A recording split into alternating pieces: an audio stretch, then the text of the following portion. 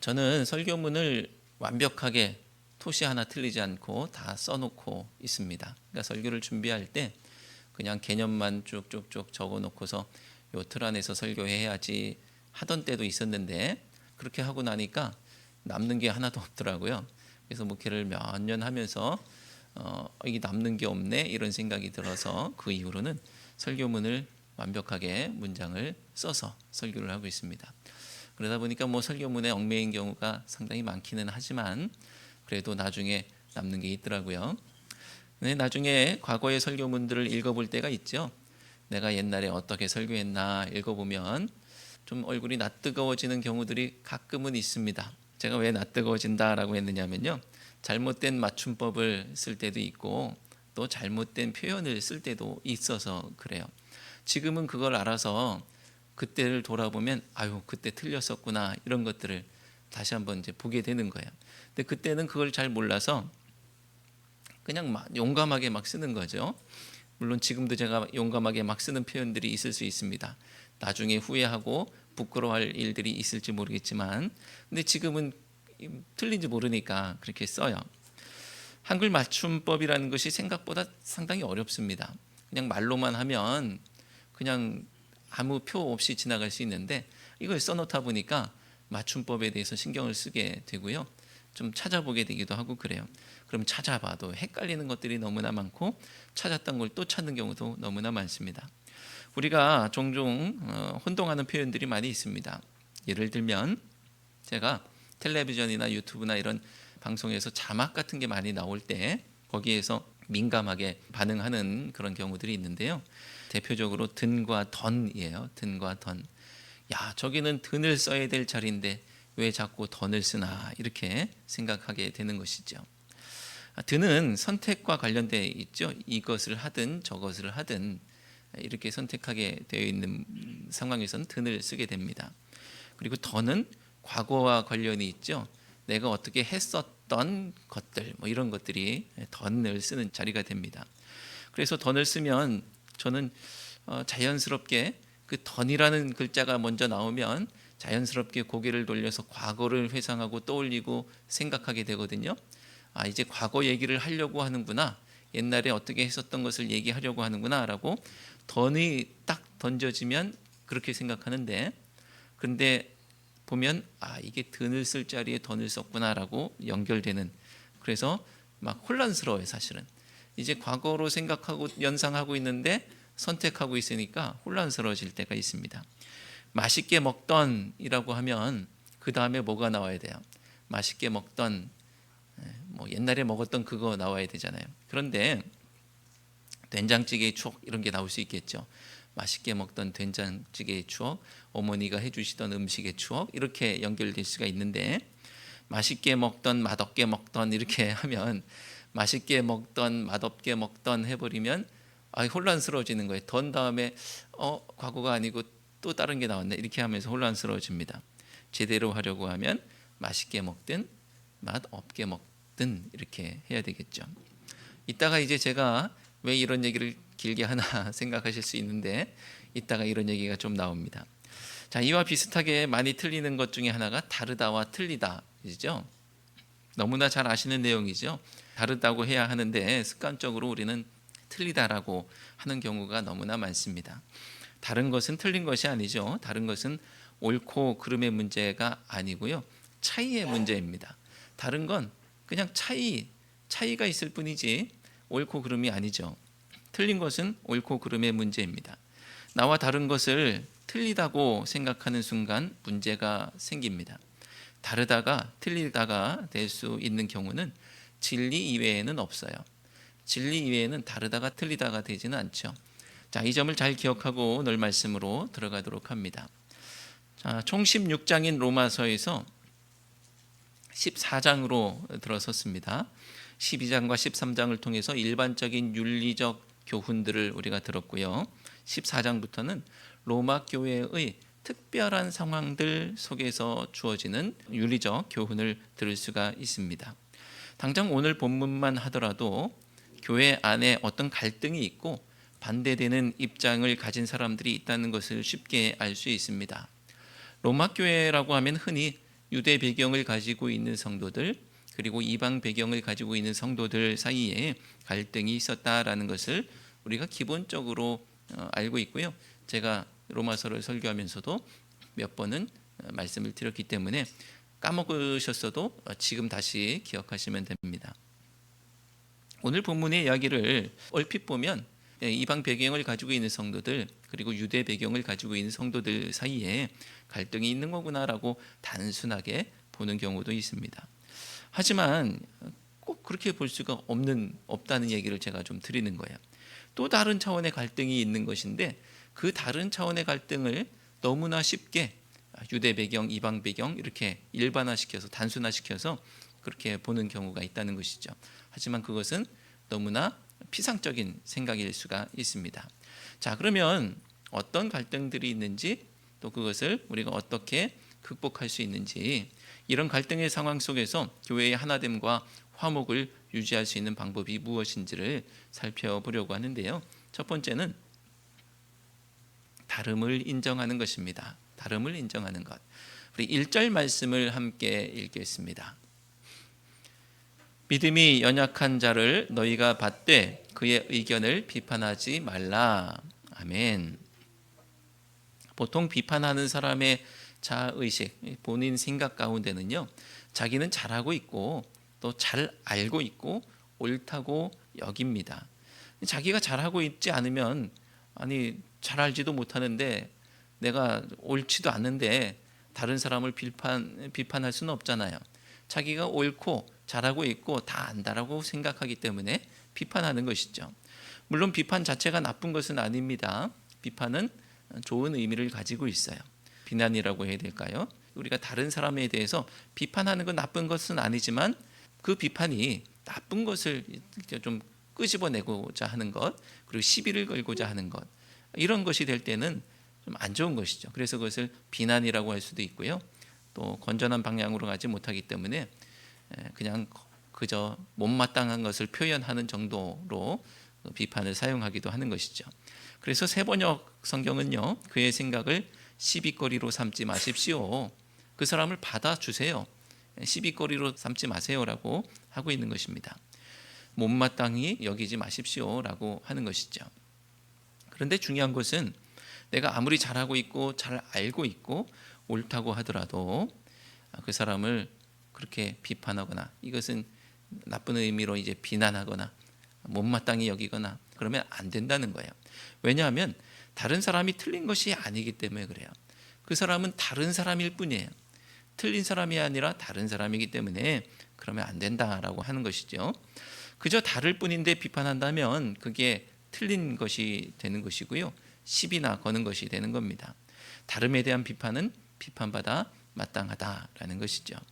마태복음 7장 2절 말씀을 함께 읽겠습니다.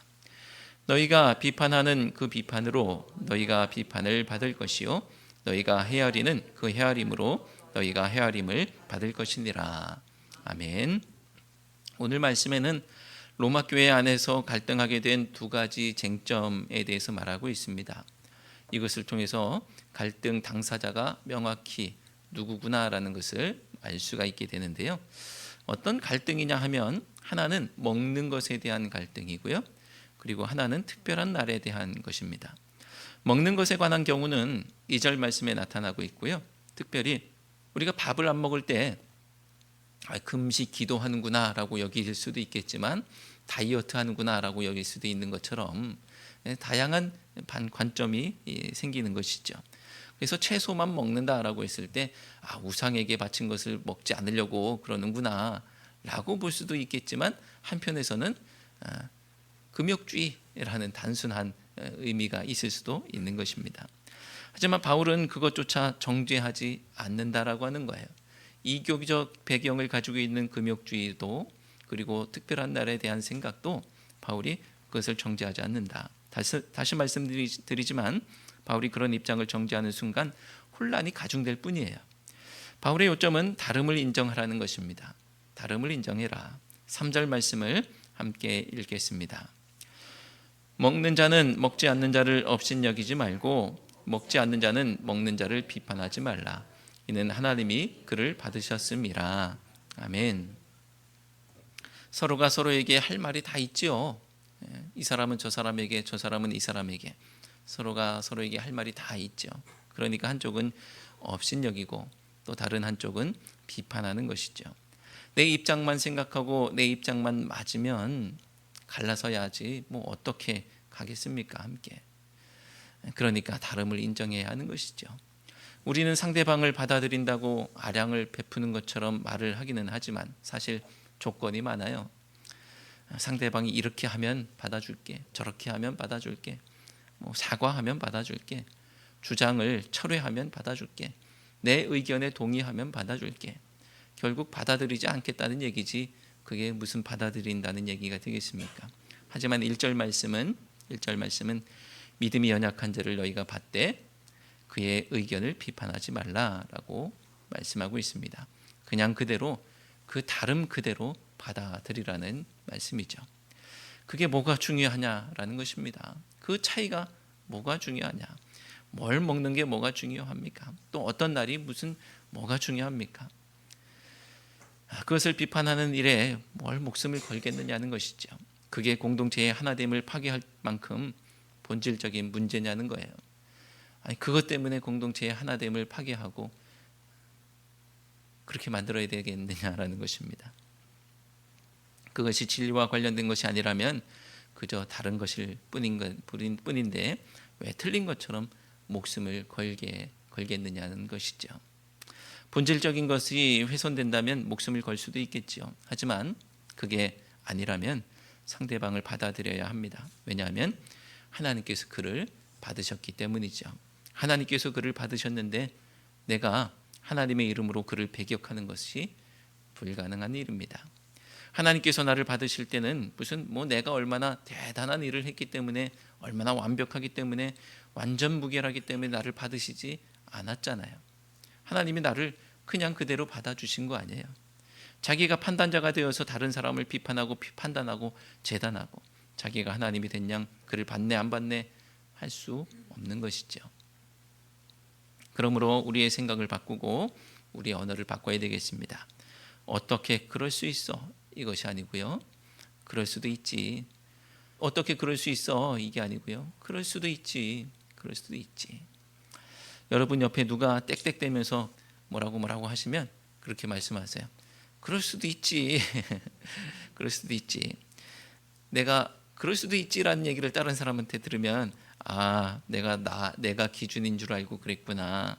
이게 절대적인 것이 아닌데 나도 틀릴 수도 있는데 내가 기준인 줄 알고 내가 그랬구나라고 스스로를 돌아보시면 되겠습니다.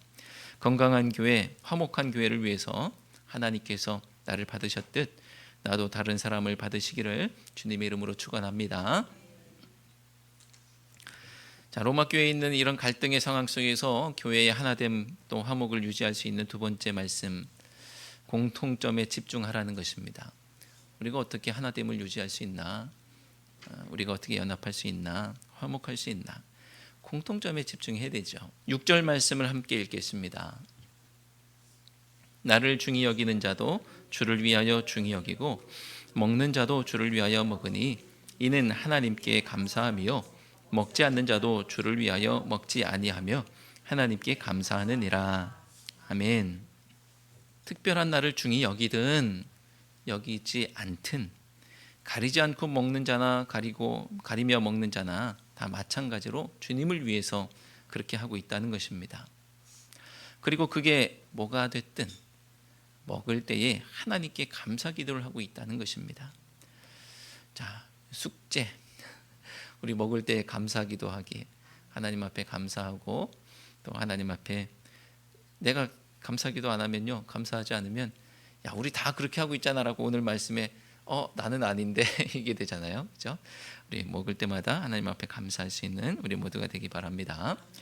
내가 뭘 먹든 채소를 먹든 고기는 안 먹든 고기만 먹든 뭘 먹든 우리 모두 다 감사하고 있잖아. 근데 무슨 차이를 생각하고 뭘 정죄하고 비판하고 업신여기고 마음에 안 든다 그러고 그러냐. 우리 모두 주님을 위해서 하고 있잖아. 모두 다 감사하고 있잖아. 우리가 다 그렇게 하고 있잖아라고 말하고 있어요. 로마 교회 성도들 서로는 사소한 것에서는 달랐을 수도 있지만 모두가 다 주님을 위해서 살고 있습니다. 7절과 8절 말씀도 비슷한 내용이죠. 7절 말씀에는 우리 중에 누구든지 자기를 위하는 자가 없고, 그리고 8절에서는 우리가 사나 죽으나 다 주의 것이다 라고 말씀하고 있습니다. 바울은 지금 공통점에 집중하고 있습니다.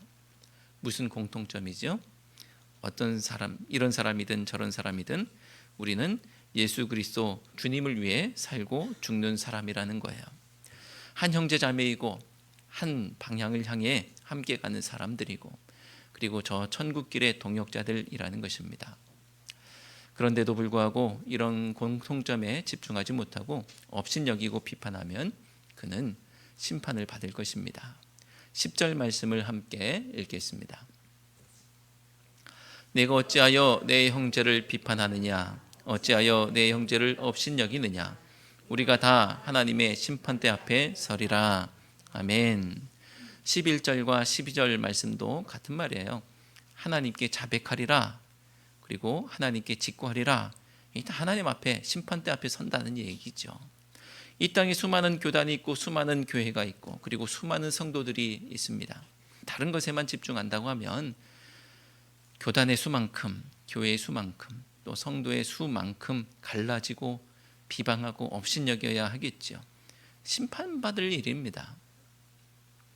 교회를 쪼개고 가르는 사람들에게 대해서는 나중에 하나님께서 분명히 책임을 물으실 거예요. 우리가 다른 교단 배경을 가지고 있더라도, 또 다른 교회에 다니더라도, 나와 다른 성도라고 하더라도 서로를 받아들이고 한 형제 자매로 받아들일 수 있는 것은 주님께서 우리로 주를 위해 죽고 살도록 하기 위해서 이 땅에 오셨기 때문이고, 그리고 주님께서 우리를 위해서 십자가를 지시고 우리를 위해서 부활하셨기 때문입니다. 9절 말씀 함께 읽겠습니다. 이를 위하여 그리스도께서 죽었다가 다시 살아나셨으니 곧 죽은 자와 산 자의 주가 되려 하심이라. 아멘. 주님은 나만의 주님이 아니십니다.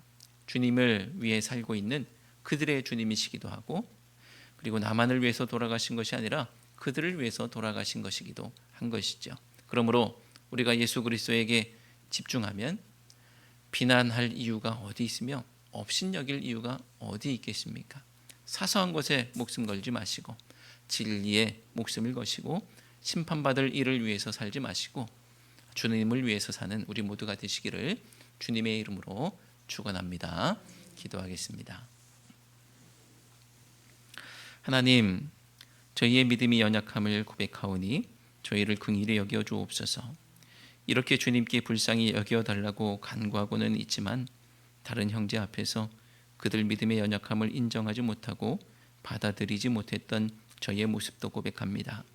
주님을 본받아 믿음이 연약한 자를 받아들이게 하시고 저희 모두가 사나 죽으나 주님을 위해 살도록 인도해 주옵소서. 그 일을 통해 하나님께서 영광 받으실 줄로 믿사오며 예수 그리스도의 이름으로 기도드리옵나이다. 아멘.